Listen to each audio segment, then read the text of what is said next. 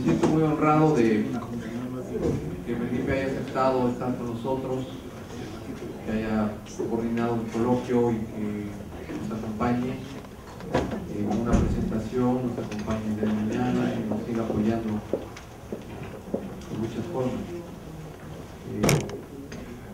Como todos, la mayor parte de ustedes saben, Felipe es licenciado en Ciencias Sociales por la Universidad de Huayna. Desde 1974, profesor de la Universidad Autónoma de Aguascalientes, donde ha sido director general de Planeación y de Asuntos Académicos, decano del Centro de Ciencias Sociales y rector. Ha impartido un centenar de cursos y dirigido 19 tesis. Sus temas de investigación incluyen la educación superior y la básica, temas de calidad, planeación, evaluación y desigualdad.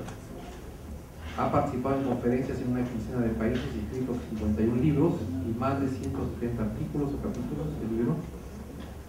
Investigador nacional nivel 2, miembro de la Academia Mexicana de Ciencias, director general fundador del Instituto Nacional para la Evaluación de la Educación de 2002 a 2008. En 2009 recibió el premio al mérito Pablo Latapizarres del Consejo Mexicano de Investigación Educativa y la medalla de la Facultad de Filosofía y Ciencias de la Educación de la Universidad de Valencia. En 2011 recibió el doctorado honoris causa por la misma Universidad de Valencia. Muchas gracias, Héctor. Y ya agradecí al Instituto y a Héctor en lo personal su invitación para estar con ustedes el día de hoy. Entonces, pues directamente entro en materia. La presentación que voy a hacer, que tiene este título, que se me pidió para este seminario, tiene dos características que quiero señalar de entrada. La primera es que está hecho en la perspectiva de que esto iba a tener lugar en el marco de una serie de actividades por el 10º aniversario del INE. Entonces voy a comenzar refiriéndome un poco al instituto, a su misión, a su tarea y para señalar cómo aporta a esta cuestión de metas.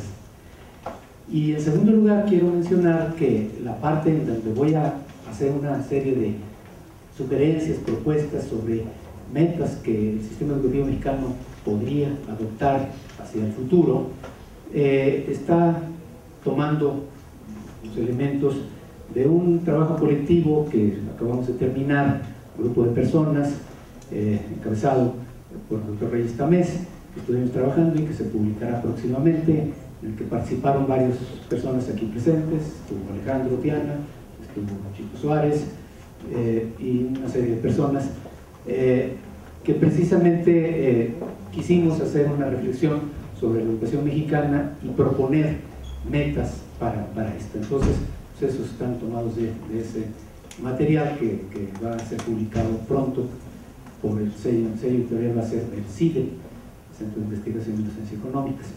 Entonces, pues doy esos reconocimientos a las fuentes en que me voy a inspirar para este trabajo. Entonces, si vemos la primera imagen, empiezo recordando la misión del INE, de acuerdo con lo que está en sus documentos. Y bueno, pues como dice en la pantalla, el INE, la misión que se definió desde sus inicios fue contribuir al mejoramiento de la educación en México. Era muy claro que todo lo que hacíamos tenía sentido si servía de alguna manera para mejorar la educación a través de la realización de evaluaciones integrales de la calidad del sistema educativo y de los factores que la determinan, así como de la difusión transparente y oportuna de los resultados para apoyar la toma de decisiones, la mejora pedagógica y la rendición de cuentas. Cada palabra de la misión tiene su sentido, no me extiendo, pero creo que para los aquí presentes es bastante obvio, ¿verdad? Creo que son palabras bien pensadas de qué se trataba con ella. Vamos a la imagen siguiente, por favor. En el Plan Maestro de Desarrollo para el 2014, que se hizo en 2007, se precisa lo que tenemos ahí, que desde el principio estaba, pero no se había formulado con tanta claridad, en el sentido de que no solo consistiría el trabajo del INE en informar sobre resultados educativos en el sentido de resultados de aprendizaje de los estudiantes, sino sobre otras cuestiones, como ahí se menciona, el impacto de la educación en la vida social, los recursos del sistema, la situación de las escuelas, procesos escolares y de aula, factores del entorno que permitan contextualizar y explicar los resultados, Y entonces se señalaba que el instituto tenía que integrar todos esos elementos. Y señalo yo que, como las personas que están aquí presentes del instituto y los que están desde el principio, como es el caso de Héctor, saben que siempre yo sostuve que el sistema de indicadores del INE era el componente que integraba todos los elementos. Las evaluaciones de aprendizaje son una parte que llama mucho la atención, que consume muchos recursos porque implica trabajos muy laboriosos, pero finalmente es un indicador, es un elemento, pero hay muchos otros. El trabajo de evaluaciones internacionales, que también es muy laborioso, el trabajo de los estudios de recursos y procesos de las escuelas, a función de la oferta escolar, o como le queramos decir, nos da otros elementos, pero finalmente se integran en un sistema de indicadores que produce los anuarios del panorama educativo, que pues creo yo que es un producto de muy buena calidad, que permite precisamente ver de una manera muy amplia la situación del sistema educativo en los niveles que cubre, inicialmente solamente educación básica, ahora también media superior. Entonces, bueno, creo que por eso este seminario centrado en la parte de indicadores, pues tiene este sentido muy especial de referirse al componente integrador de lo que hace el instituto. Precisamente es ese conjunto del sistema de indicadores lo que conforma la evaluación integral, ¿verdad? Y con ello, o sea, difundir eso y discutirlo y proponerlo y presentarlo a las distintas instancias del sistema educativo y demás, cumple su misión de contribuir a mejorar la educación por medio de las evaluaciones. Y el párrafo de abajo, digo, en el texto que tienen ustedes ya en su folder, digo allí que con evidente parcialidad, porque bueno, pues obviamente soy parcial, pero también creo que con conocimiento de causa, me parece que puedo decir que el INE ha cumplido muy decorosamente su misión en los 10 años que está cumpliendo. Me parece que se ha conseguido, primero cuando tuve el honor de estar al frente de este esfuerzo, después con mi querida amiga y colega Margarita Zorrilla, que ha podido cumplir decorosamente su misión, no siempre en las condiciones más favorables, y que ahora los responsables del sistema educativo cuentan con una serie de elementos que hace 10 años simplemente no disponían de ellos. Ponerlos a disposición de las autoridades y de los distintos actores del sistema educativo y de la sociedad mexicana. Vamos adelante, por favor. En el siguiente apartadito del documento pongo esto de el punto de partida de mi reflexión y de las metas que lo voy a proponer, pues que es una cierta visión de la situación prevaleciente en el sistema educativo nacional en los niveles que nos interesan en este momento.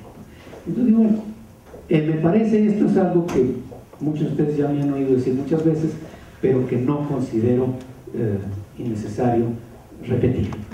Me parece que necesitamos tener un punto de vista muy objetivo, muy preciso sobre la situación del sistema educativo, porque me parece que el punto de partida correcto para emprender un esfuerzo de mejora tiene que ser esa visión objetiva. No puede ser ni una perspectiva triunfalista, ni tampoco una perspectiva hipercrítica, negativa, derrotista, porque ninguna de las dos corresponden a la realidad. La realidad no es ni blanca ni negra, es un mosaico de grises muy complicado, y es importante tener una visión que refleje esa complejidad y no la simplifique ni pintándola de color de rosa ni pintándola de negro. Más adelante menciono esto, desarrollo un poquito, diciendo que bueno, indudablemente tenemos problemas, por supuesto, tenemos cosas que nos deben de preocupar, y digo, bueno, pues bueno, ahí le falta una M, luces y sombras el nivel de aprendizaje, viendo nada más sobre lo que se refiere a nivel de aprendizaje, pues indudablemente que el nivel de aprendizaje que se da en nuestras escuelas es inferior al de Finlandia, ¿no? Pues desde luego, pues a poco pensábamos que iba a ser igual, pues, y que al de Shanghai, no se diga, ¿verdad? Pero por otro lado, bueno, pues son similares a los resultados de Chile, de Costa Rica y Uruguay, y mejor que casi todos los demás países de América Latina, salvo Cuba, pero incluyendo a Brasil, Argentina o Colombia. Entonces, ¿a poco estamos mejor que Argentina? No me diga. Pues sí, ¿verdad? Y Chile, bueno, pasamos a la siguiente, por favor. No, ya no, creo que no está, pero bueno, Chile tiene 17 millones de habitantes, Costa Rica tiene 4,5, Uruguay tiene 3,5, ninguno tiene casi población indígena, y pues tenemos resultados muy similares tanto en PISA a los 15 años como en YESE en tercero de primaria o en sexto de primaria.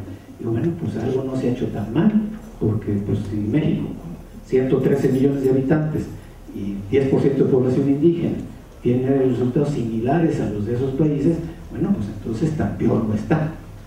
Ok, vamos adelante. Bueno, espérate, todavía no. Pero precisamente señalar los aspectos positivos no implica ignorar lo grave de los retos que tenemos que enfrentar. O sea, no es una cosa u otra. Tenemos retos muy fuertes y tenemos cosas interesantes que se han podido hacer, que se han conseguido hacer.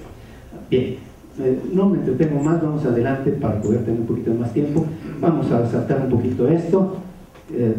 Bueno, aquí me refiero a otra cuestión que ya no es el nivel de aprendizaje, los datos de enfrentado a entorno temprano, y con lo que relaciono con lo que se mencionó ya en la mañana a propósito de algo que señalaba Chico, de la meta de Brasil de tener todos los jóvenes de 19 años con bachillerato, y que en México la modificación que se hizo en la Constitución dice que también ya es obligatorio, y puso como plazo para que se cumpliera el 2021, y bueno, es imposible.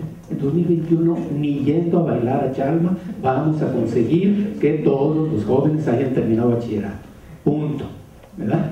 Y apuesto lo que sea al que quiera arriesgar su dinero con lo que quiera apostar. ¿Verdad? Y doy datos. Bueno, ningún país del mundo lo ha logrado ahorita, ni Finlandia, ni Corea, ninguno lo ha logrado ahorita. Se han acercado, sí están más cerca, ya están arriba del 90%, etc. Pero ningún país del mundo tiene esa meta. Francia se lo propuso Mitterrand en 1984, dijo para el año 2000, y todavía no lo alcanza. Estados Unidos está peor ahorita que hace 20 años. Y con estas cifras que les gustan, el abandono temprano en Estados Unidos, 7,000 muchachos al día desertan de la high school americana. ¿Verdad? O sea, unos 2 millones al año. ¿Verdad? Ningún país lo logra. Claro, si luego ponemos el indicador, porque cuando se decía de que hace un momento, ¿verdad?, que poner una meta inalcanzable, decía Enrique, provoca desánimo porque no se puede alcanzar, o provoca simulación, ¿verdad? Porque entonces pues simula uno que ya la alcanzó. Entonces, bueno, si vamos a decir en el 2021 que ya logramos la meta porque tenemos espacios teóricamente suficientes para que quepan todos los muchachos, pues ya lo tenemos ahorita. Eso no necesitamos esperar el 2021, pero no está. ¿Por qué? Pues porque desertaron antes de terminar secundaria, porque ya venían rezagados desde primaria, etcétera, etcétera, etcétera. Entonces, bueno, pues no lo vamos a conseguir. Y si no nomás decimos para 2021, sino que una candidata, con lo cual es muy difícil averiguar quién era, dijo que para 2018, pues entonces, pues ándale pues. Pero digo, bueno, es que poner metas no es cuestión de poner cosas nomás a ver quién da más, ¿verdad? La Constitución en México, la Constitución dice que 8% del PIB para la educación, pero luego Fox dijo que el 10% y Cuauhtémoc Cárdenas dijo que 12%. No, pues yo me pongo candidato y digo que 15%, y pues que voten todos por mí, ¿no? Ok, entonces digo, hay que tener una visión clara, sustentada de las cifras, de las causas, de los elementos, de los factores del entorno, para poner metas que tengan sentido. Cuando hace ratito planteaba la disyuntiva ambiciosas o alcanzables, bueno, ambiciosas pero no absurdas, no demagógicas, no simplemente para quedar bien o para ganar votos, sino una meta ambiciosa pero sustentada, que tiene sentido, etcétera, etcétera, ¿no? Muy bien, vamos a ver. Entonces, voy a la propuesta que hago, que como digo está basada en este trabajo colectivo al que me refiero. En esta propuesta se proponen metas en 3 niveles, 3 metas de carácter general que son así como las fundamentales, 5 metas que se refieren a medios que son directamente necesarios para que se consigan las 3 metas generales, y 4 metas referentes a condiciones de carácter estructural más general. Ahorita los vamos a ver. Y abajo dice que se plantean 2 horizontes, unas metas en una visión deseable de largo plazo, que no le pusimos fecha, porque ¿cuándo le ponemos? ¿2050? ¿2040? ¿O cuánto, verdad? Es que suena muy lejos, pues sí, pero es que no se puede alcanzar antes. Hay cosas que no se van a alcanzar en menos tiempo. Es que tenemos que plantear las dos. Hace rato la atención que planteaba yo, metas ambiciosas. Bueno, pues es que necesitamos plantear metas ambiciosas que van a llevar más tiempo y metas menos ambiciosas que es posible, con un esfuerzo importante, alcanzar en un plazo más corto. Entonces, esa es la lógica que tiene esta organización. También me parece esta cuestión de si tener poquitas metas o muchas. Cuando Rafael decía que de las 11 metas de generales de OEI, decía, pues, la 4 a mí se me hace que es más importante. Yo creo que sí se necesita tener bastantes metas, porque bueno, sí es cierto, yo también coincido que me parece muy importante eso, pero tampoco nos podemos esperar hasta que esa meta se alcance para tirarle también a las otras. Como que creo que sí necesitamos una visión más integral de metas en distintos aspectos, porque además también les tocan a diferentes actores. O sea, a los que trabajan en educación media superior, pues les toca lo de media superior, a los que están en superior les toca lo de superior, y no se van a esperar los de media superior hasta que ya nadie deserte de primaria o de secundaria para ponerse a trabajar en lo suyo. Entonces yo creo que sí se necesita que haya metas de muchas. Entonces esa es la lógica. Vamos a ver. Pues aquí tenemos las 3 metas generales, estas fuertes. Si las vemos tal cual, ¿verdad? La primera meta, que coincide con la meta de tipo 4 que decía Rafael, que a él le parecía fundamental, que todo joven estudie al menos hasta 18 años con niveles de competencia que permitan que tenga una vida adulta plena, y para ello cubrir a tiempo y con buen rendimiento los niveles previos. Nosotros distinguimos en estas propuestas de metas educación hasta los 18 años, educación superior y educación a lo largo de la vida. Hacemos propuestas muy particulares, por ejemplo el de quitar la obligatoriedad del primero de preescolar, la educación preescolar a los 3 años, para dejar la obligatoriedad nada más de 4 en adelante, pero sí también poner metas para educación inicial, como luego veremos. La segunda meta, proporción creciente de la población con estudios superiores que respondan a las necesidades del país, de técnico superior a posgrado en instituciones de buena calidad y con una serie de características. Y acabar con el rezago educativo de jóvenes y adultos, apoyando a quienes no acabaron niveles obligatorios con opciones adecuadas para alcanzar competencias para la vida, desarrollando una oferta pertinente de buena calidad de educación a lo largo de la vida.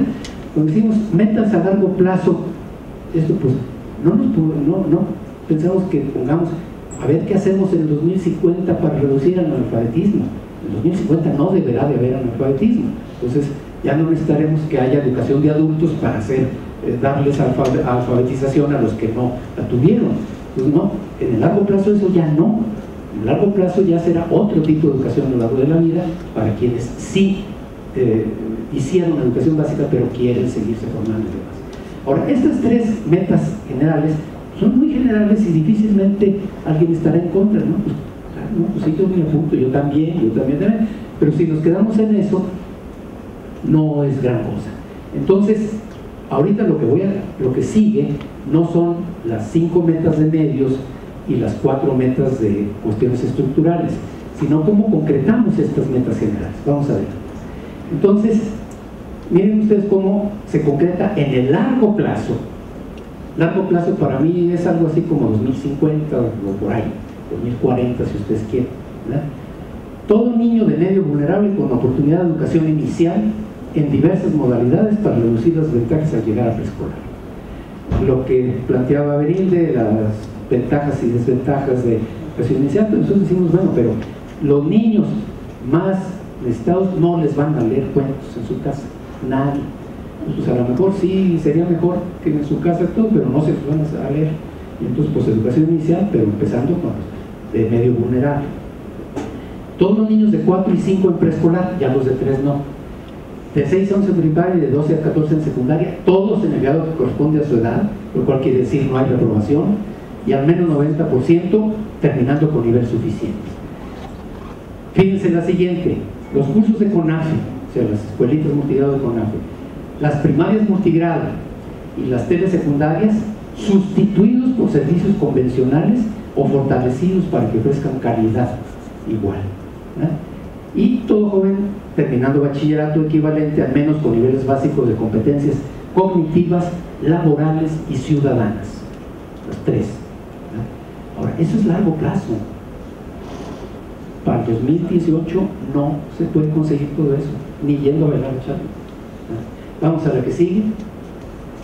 Entonces, ¿qué planteamos como metas al 2018? De esto mismo.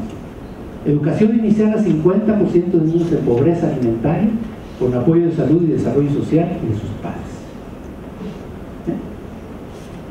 Es una meta muy concreta, ¿eh? Todo niño de 4 y 5 años en preescolar, todos los etcétera, pero ya precisando con una extraedad de menos de 10%. En el largo plazo, nada de extraedad. A 2018, menos de 10%.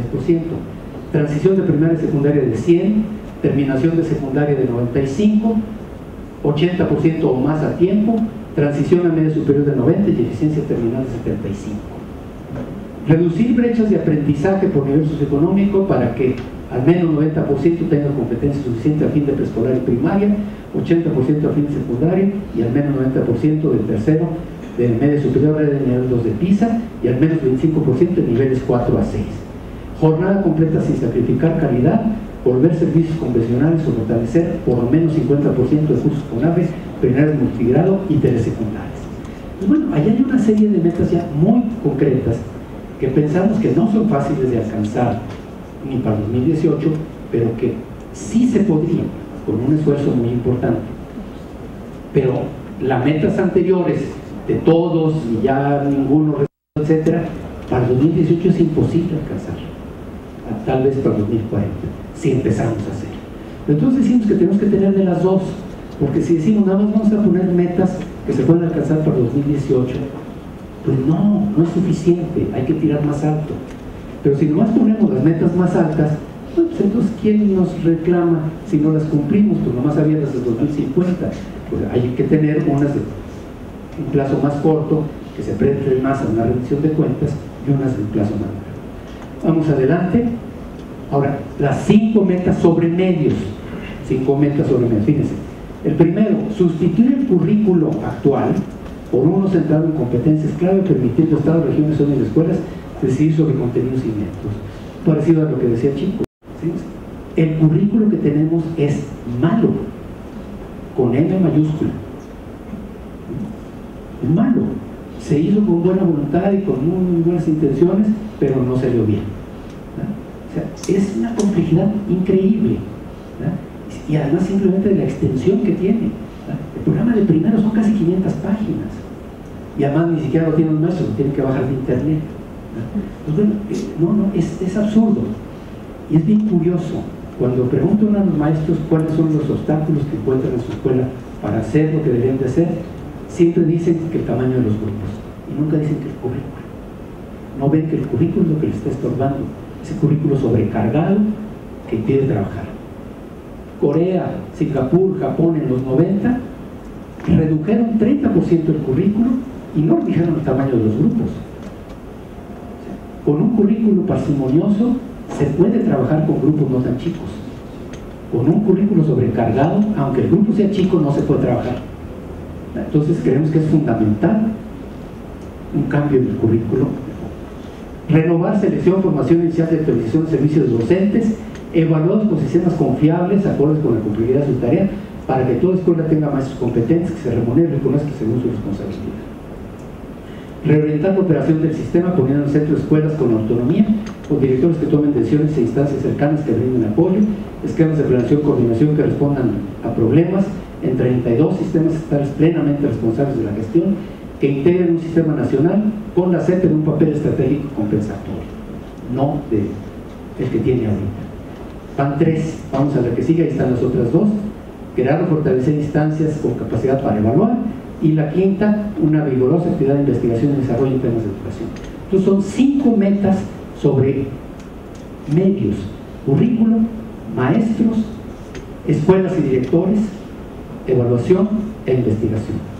Cada una de estas le pusimos metas más particulares de largo plazo y de corto plazo al 2018, muchas en total, son un montón, pero obviamente no podemos verlas todas. Vamos adelante. Aquí vienen ejemplos de las metas que se desarrollan, nomás unos cuantos, puse 20 ejemplos, son más de 100, ¿verdad? Reformular el currículo para 2018, eso se puede hacer, ¿verdad? Mecanismos para apoyar escuelas con dificultad, desarrollar sistemas de evaluación docente, hacer planes estatales para estimar las necesidades de docentes, definir un nuevo marco institucional para la formación inicial de docentes, con normales fortalecidas, más poquitas. Vamos adelante, en la siguiente vienen otros ejemplos. Combinar autonomía de escuelas y federalización con redefinición del papel de la autoridad y sistemas de rendición de cuentas basadas en metas, etc. Vamos a pasarnos porque ya me sacó una primera tarjeta, ya está la segunda, Laura. Entonces, pueden ver ustedes allí un montón de ejemplos, pero no tanto, nomás 20, de metas más particulares, pero en realidad son muchas más. Y luego las 4 metas estructurales, ¿verdad? Financiamiento, o sea, recursos suficientes que se distribuyan con criterios objetivos, que privilegien la equidad y se manejen de forma eficiente y transparente, coincidiendo con lo que decía Chico, de dinero pero bien gastado, si no, no lo vamos a desperdiciar. Gestión democrática y eficiente, participación ciudadana, colaboración entre los gobiernos, participación social y marco jurídico. Pues son 4 metas de otro tipo, de tipo estructural, o sea, financiamiento, gobierno, participación social y marco jurídico. Vamos adelante. La conclusión viene una reflexión sobre los consensos, cómo llegar a consensos sobre las metas. O sea, la preocupación general de que las cosas necesitan mejorar es muy fácil estar de acuerdo, pero es difícil ponerse de acuerdo en qué hay que hacer. Señalo que algunos actores tienden a adoptar posturas simplistas y esperar demasiadas estrategias igualmente simples. Otros tienden a atribuir todos los problemas a los factores sociales y familiares, como si la escuela no tuviera ninguna responsabilidad en el asunto. Vamos adelante. Es cierto que los factores del entorno pesan mucho, pero no bastan estrategias simplistas, porque la escuela puede contrastar en parte un entorno estable, pero no es sencillo, necesita muchas cosas. Vamos adelante. El sentido de los 2 horizontes, pues, simplemente una cuestión. Un niño nacido este año, si pensamos que llega a posgrado, va a acabar una maestría en 2037 y un doctorado en 2040, y su vida laboral acabará en 2077. Entonces, bueno, pues pensar en 2040 o 2050 como horizonte para cuestiones ambiciosas no es excesivo, no es excesivo. O sea, los niños que están naciendo este año van a estar todavía terminando el doctorado, los que lleguen, que esperamos que sean muchos más que ahora, en 2040.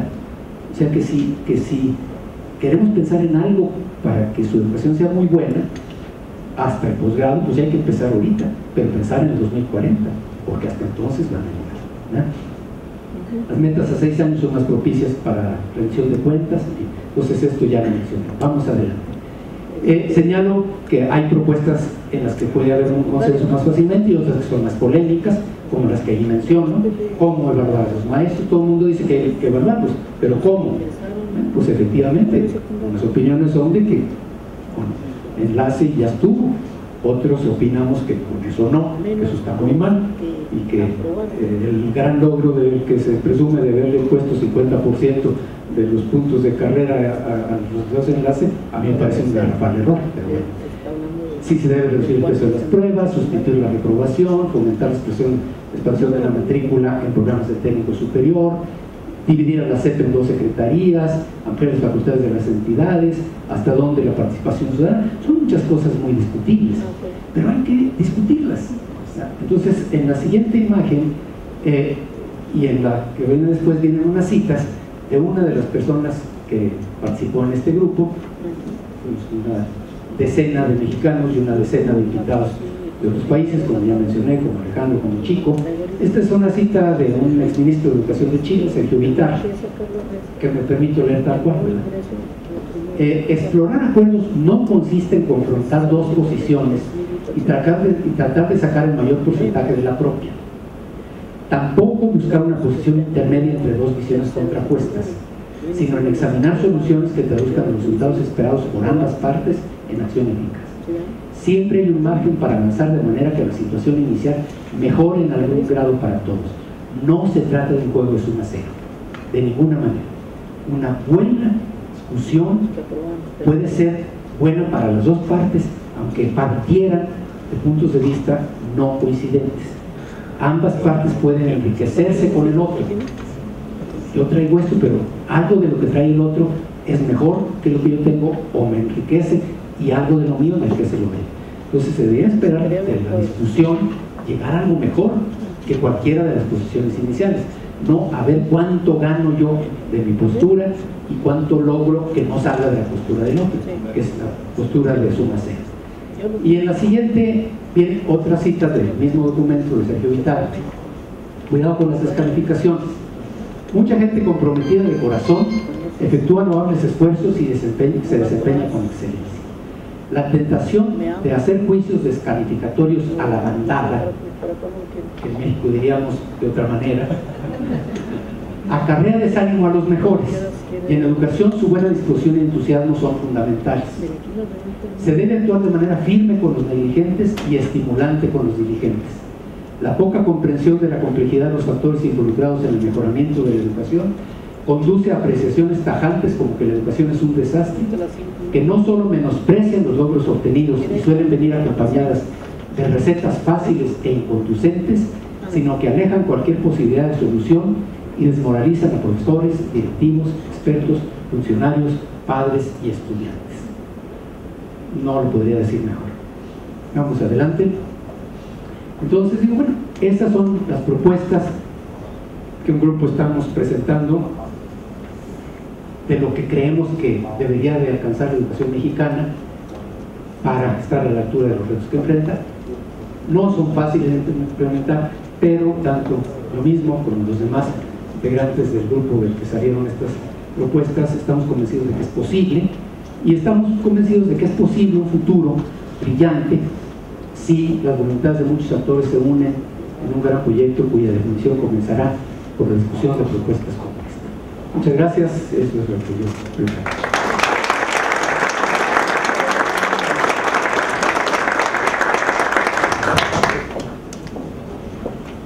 Bien, pues recibimos intervenciones, comentarios, preguntas.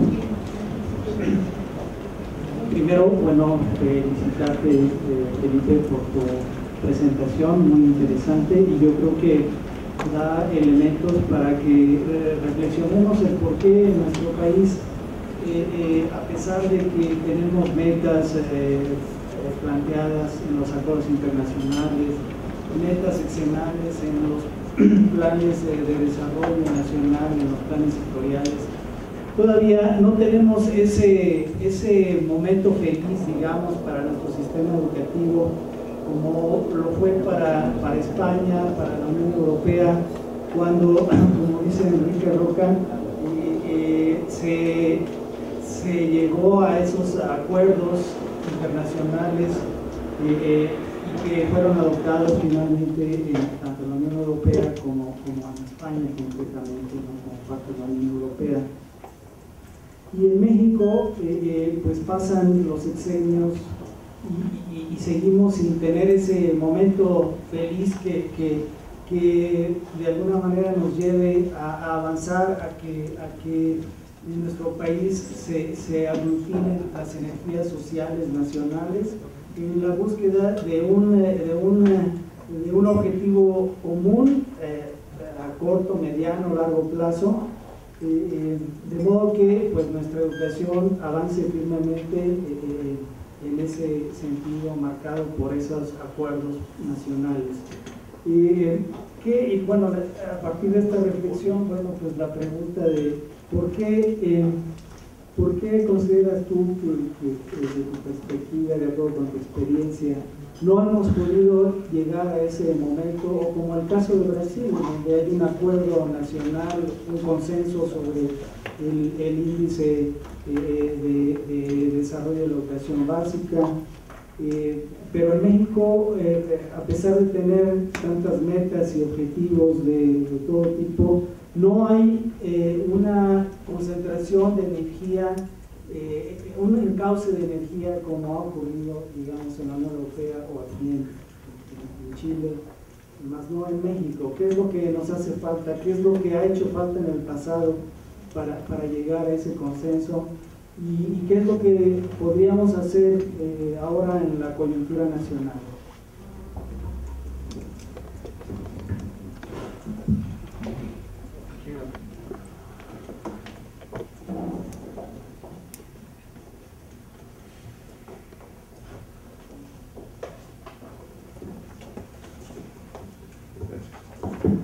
Muy buenas tardes, felicidades maestro por su exposición, muy interesante.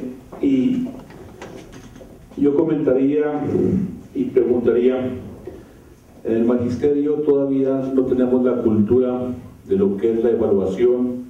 Muchas veces se confunden los términos evaluar, medir y también parámetros, indicadores, y considero que sí es importante que a través del INE pudiéramos organizar en algunos estados capacitación de este tipo a los maestros, ya que en el acuerdo 592 que habla de la articulación, la educación básica, se habla de parámetros y de indicadores, y creo que todavía no entramos bien a esta cultura de la evaluación. Por eso la problemática que se presenta cada año al ser evaluados, y considero que falta más sensibilización en el magisterio. Y preguntarle, maestro, que ahora que es la obligatoriedad del bachillerato, ¿qué indicadores se van a tomar en cuenta para poder atender ahora esta responsabilidad por parte del Estado, ya que no se cuenta con la infraestructura necesaria ni con los maestros? Como usted lo acaba de expresar ahorita, se está viendo de que nada más se considere el segundo grado de preescolar, y en la práctica, hablando de nuestro estado de Durango, pues realmente nosotros no damos el servicio de primero, estamos nada más dando el servicio de segundo y tercero de preescolar. Entonces esa sería mi intervención. Gracias.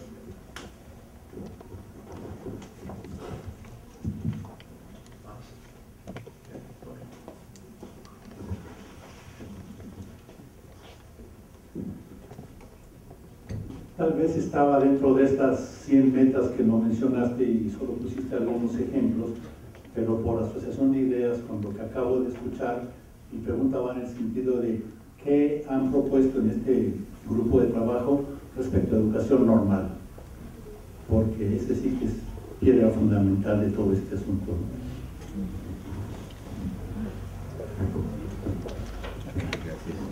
José Manuel Cabrera, de Yucatán. Antes que nada, una felicitación a todos los distinguidos ponentes, y yo quisiera plantear una duda, como señor el maestro Gago, tal vez en las metas que no se plantearon se haga mención quizá a algo que es importante desde mi punto de vista, en que un factor importante para elevar la calidad de educación o el nivel académico con que egresan los alumnos son los términos bajo los cuales los directivos administran y operan un plantel educativo. Desgraciadamente, no es un secreto, hay planteles que tienen directores que no dirigen, hay planteles que tienen directores virtuales, y aún así los índices de aprobación son medianamente aceptables. Es algo en donde, por muchos recursos que estén invirtiendo, si los directivos del plantel de que se trate no desempeñan su papel como debe de ser, si hay maestros que pierden demasiado tiempo en aspectos que no son sustantivos, pues la calidad de educación difícilmente se va a poder mejorar. No sé si de alguna manera en algún indicador se contemple evaluar estos aspectos, ¿no? Gracias.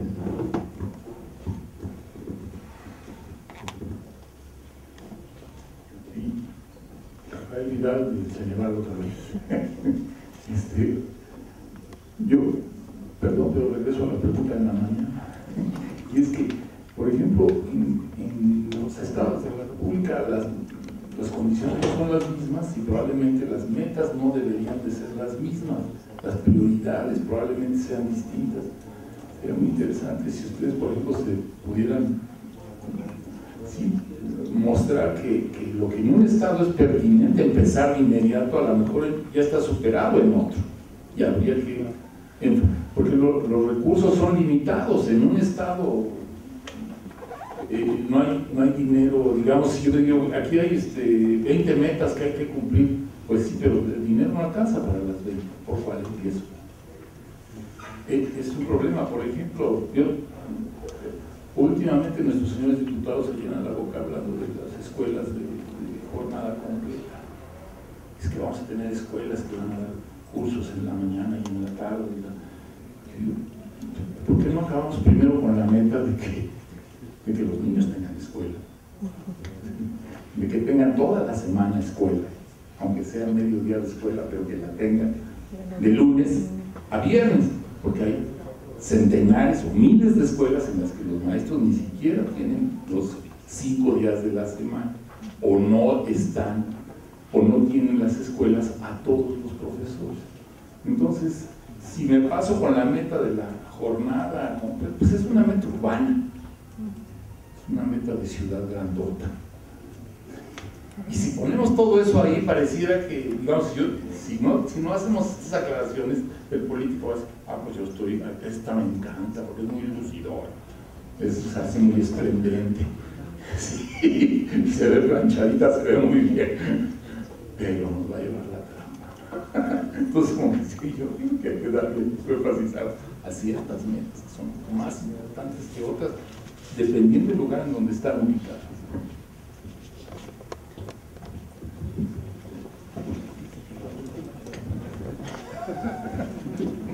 Muchas gracias. Guillermo Ortiz, del Estado de Coahuila. Primeramente felicitarlo, licenciado, las metas pues están contextualizadas a nivel nacional. Me uno a la observación que hace el maestro Vidal en el sentido de contextualizar dichas metas. Lo hemos mencionado o lo mencionamos en su momento en las evaluaciones.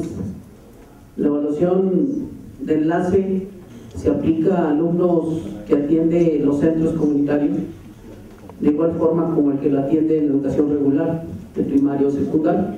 Y hay una disparidad muy distinta, que si lo midiéramos en kilómetros, daría vuelta de norte a sur.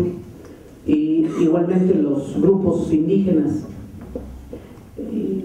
En otros momentos he mencionado que nuestro país tiene tres puntos, el sur, el centro y el norte, y no es la misma cuestión socioeconómica, cultural y política que hay en el norte a la que hay en el sur, mucho menos a la que hay en el centro. Hablar del centro es hablar de una macro ciudad, una urbe. Entonces esto, los indicadores, creo que ha habido ya metas o hay metas ya propuestas pero están en forma visualizadas al sexenio. Bien lo decía usted, aquí no debemos de pensar en periodos cortos, sino avisorarlos de acuerdo a nuestra realidad social, cultural y política, para llegar al 2018, al 2020, el 50 y pensar más allá, porque cuando se inició el instituto, es cierto, no teníamos indicadores, no había la cultura de la evaluación. Hoy la evaluación ha avanzado, que ya es una exigencia social.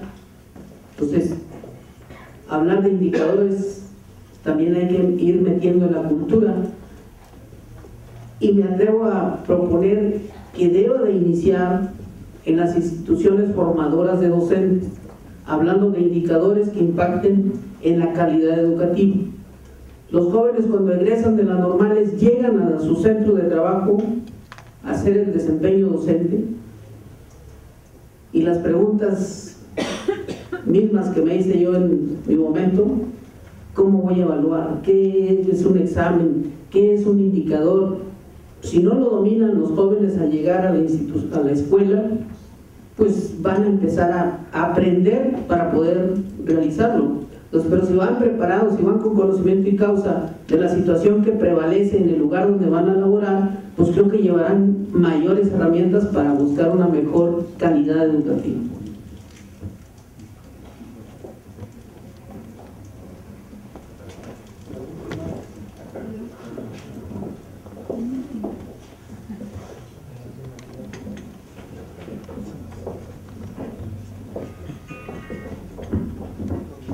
Buenas tardes, Benjamín Cruz del Instituto de Evaluación del Estado de México. Más que nada, una duda respecto al tema de educación media superior, tanto que lo lleva a apostar que no será posible alcanzar la meta.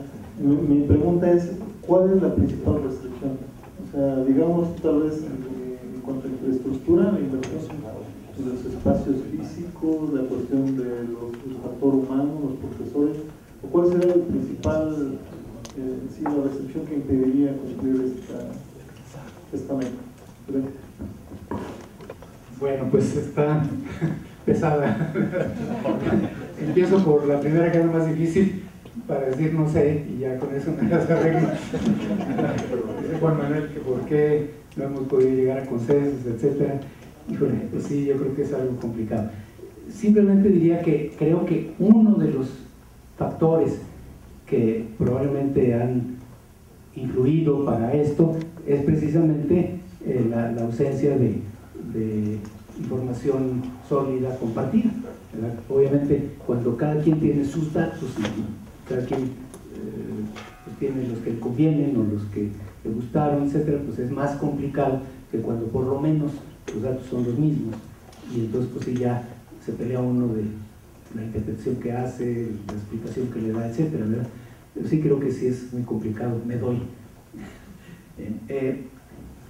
En cuanto a los comentarios y la pregunta de nuestro compañero de Durango, fueron varios, y entonces, bueno, pues creo que efectivamente sí, todavía la cultura de la evaluación es bastante incipiente en muchos sectores de la sociedad, incluyendo a los maestros y muchos otros, no nada más ahí.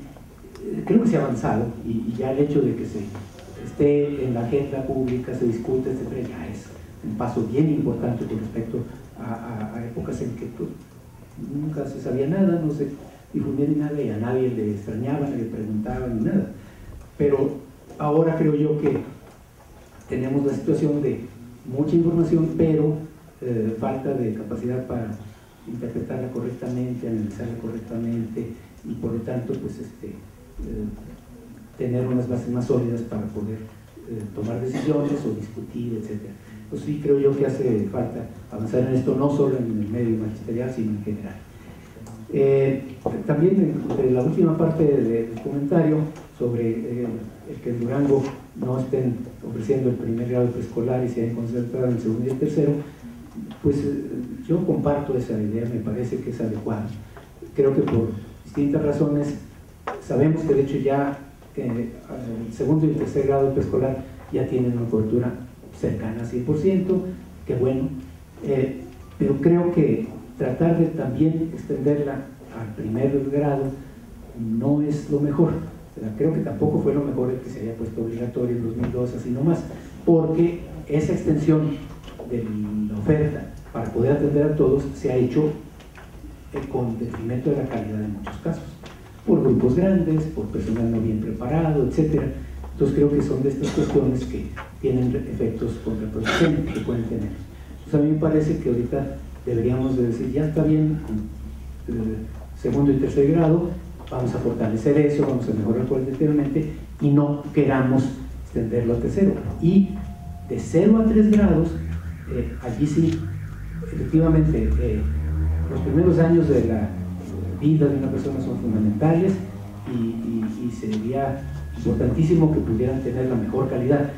Y la mejor calidad probablemente sería en un hogar con la capacidad de atenderlos y darles todo, y no en una guardería. Pero el caso es que en muchos hogares no van a tener situaciones y entonces van a estar sin hogar y sin guardería, ¿verdad? Y creo que entonces pues sí se necesita, por eso el planteamiento de empezar por los sectores más necesitados y con diferentes modalidades, con apoyo a la familia, o sea, no necesariamente en un plantel, en un edificio, etcétera, sino apoyando a las mamás, etcétera, ¿no?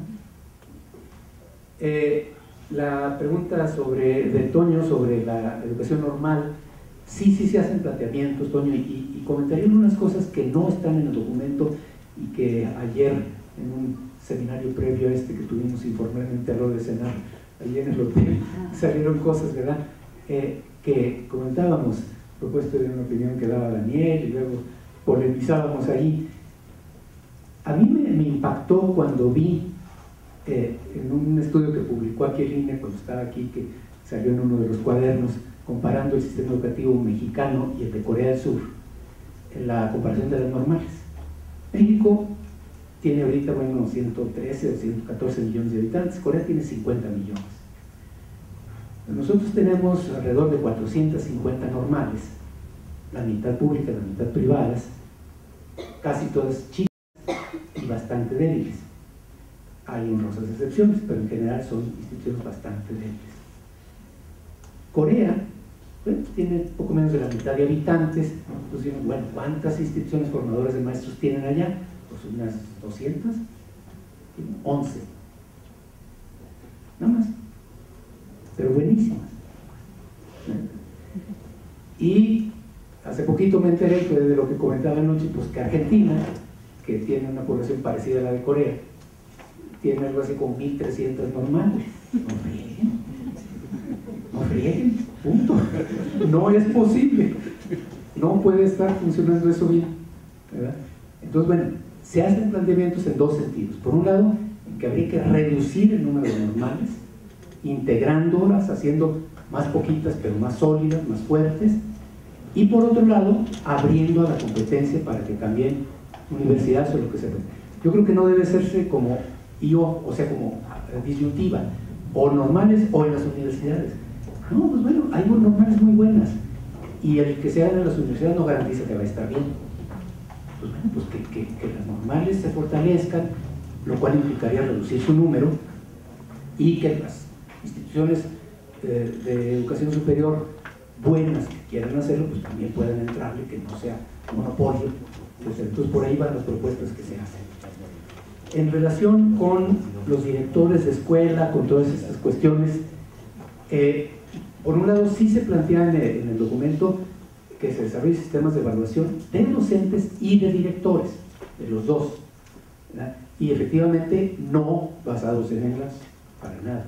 O sea, creo que efectivamente se necesitan cuestiones cualitativas, como dijo Alejandro, que además no tenemos que inventar, ya están inventadas desde hace mucho. El sistema chileno es buenísimo, y el sistema del National Board for Professional Standards of Teaching gringo es muy bueno, en fin. O sea, hay buenos sistemas de evaluación de maestros que se pueden desarrollar sin que tenga uno que inventarlo, y que efectivamente implican observación en aula, portafolios, videograbaciones, qué sé yo. ¿También tener en cuenta los resultados de los alumnos? Desde luego que sí, pero no más eso, ni mucho menos lo principal. Pero por otro lado, además de los sistemas de evaluación, hacemos un planteamiento que a mí me parece también que es interesante de mencionar. El concepto de escuela o de centro escolar, dirían en España, ¿verdad? Bueno, pues sabemos que aquí tenemos pues, la clave de CST, que entonces el turno matutino es una escuela y el turno vespertino es otra, con dos directores que se pelean y que no le abren al de enfrente y todo, ¿verdad? Porque son dos escuelas. ¡Qué absurdo! ¿verdad? Y por otro lado, inclusive escuelas muy chiquitas, ¿por qué no pueden ser varias escuelas chicas un centro escolar con un director para varias? ¿verdad? ¿Por qué no pueden haber distintos niveles en un mismo plantel? ¿Por qué no puede haber preescolar y primaria, o primaria y secundaria, o preescolar, primaria y secundaria, como hay en muchas privadas, etcétera? Dependiendo de las circunstancias, desde luego. De tal manera que se reduzca el número de centros escolares o de escuelas, pero más grandes, con mejores condiciones para que puedan realmente funcionar mejor. Y obviamente con directores, entonces sí, que puedan realizar sus funciones como debe de ser. Esto me voy a brincar, bueno, no, creo que se aplica en los comentarios de Rafael, en el sentido de las diferencias de los estados y los que dijo Guillermo, los compartimos plenamente. O sea, expresamente en algún lugar del documento se dice que ese no es un plan. No es un plan de trabajo, no es un plan de desarrollo, no. Eso lo tienen que hacer pues, las instancias que les corresponden. Estas son sugerencias, pero estamos planteando que lo deseable es que el sistema educativo nacional sea el conjunto de 32 sistemas educativos de las 32 entidades, cada uno con completa autoridad y responsabilidad sobre su gestión, y que cada uno planifique y defina sus prioridades y demás de acuerdo con sus circunstancias, pero en función de cuestiones generales, por supuesto. Y aquí, por ejemplo, me refiero a lo que dice Guillermo en relación con enlace se aplica igual en un curso comunitario o en una escuela urbana o en una privada de un nivel socioeconómico alto.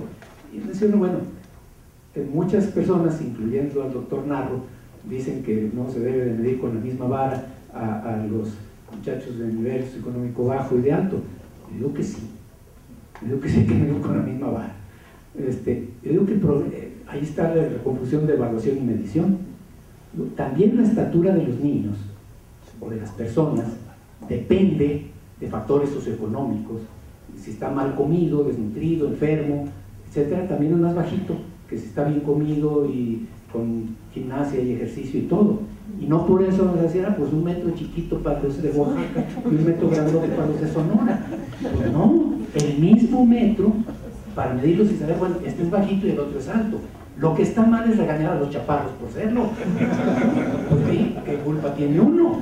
O sea, lo que está mal es la evaluación, el juicio que culpabiliza al que tiene baja estatura o bajo rendimiento. Pero la vara tiene que ser la misma si está bien hecha. La vara puede estar mal hecha y entonces es malo para todos. Y obviamente nuestras varas no están tan bien hechas. ¿Ya? Entonces tenemos que tener varas muy bien hechas, obviamente, pero con varas bien hechas hay que aplicar la misma a todos. Y todos tienen que tratar de alcanzar ciertos objetivos de aprendizaje básicos, en el contexto que sea, pero cada quien viendo cómo los va a alcanzar de acuerdo con su contexto. Por eso un currículo que no detalle contenidos, sino que precise competencias y que deje a la escuela, al conjunto de escuelas de una zona, e inclusive a los estados, etcétera, que precisen y aterricen el currículo de acuerdo con sus propias circunstancias. Y bueno, el punto en relación con la educación media superior, no, es que el punto es, no es problema de que haya recursos para tener instalaciones suficientes o ofertas. Estados Unidos tiene recursos suficientes para tenerlos y Francia también, y no lo tienen. ¿Por qué? Pues porque en primaria los papás llevan al niño y el niño ahí se queda, pero en secundaria ya le corre y en media superior por supuesto. O sea, no los pueden tener allí. Y entonces, si la escuela no resulta atractiva para el niño, no le responde a una necesidad joven, si no está bien, digamos, es relevante y le da una formación que sea rica para su vida, no tome en cuenta las circunstancias, etcétera, se va a ir, aunque haya lugar. Aunque haya lugar. Y por supuesto, si empezamos reprobándolo en primaria, empieza secundaria ya rezagado, se va a ir sin terminar secundaria, no digamos bachillerato. Entonces, el problema es ese, que es mucho más fuerte que el problema de crear la infraestructura suficiente para tener espacios para que cupieran todos los muchachos. Entonces digo, si fuera ese la meta, no, ya la cumplimos, pues ya está, ya caben todos, ya faltan poquitos en unos cuantos lugares. Aquí hace mucho argüende porque no cupieron, ¿sabe cuántos miles? Pero sabemos que son números ficticios, porque están duplicándose, etcétera. No es cierto. Lugares, espacios, en educación superior puede ser que falten tantitos, no muchos, en medio superior prácticamente no, pero no es ese el problema. El problema es mucho más grave, mucho más complejo, y no se va a resolver para el año 2018 ni para el 2021. Tenemos que mirar más lejos porque es una tarea muy fuerte.